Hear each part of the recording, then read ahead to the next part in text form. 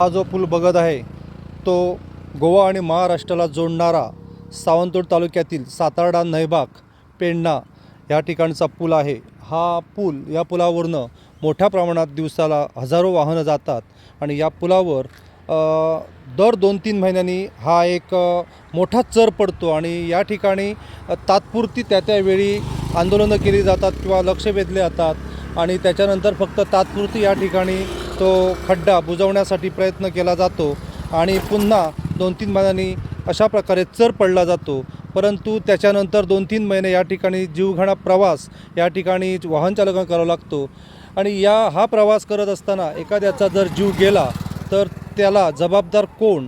तर अशा वेळी संबंधित विभागाच्यावर संबंधित अधिकाऱ्यावर सदोष मनुष्यवधाचा गुन्हा दाखल करावा अशी मागणी वाहन चालक आणि या ठिकाणी ग्रामस्थांमधून होत आहे।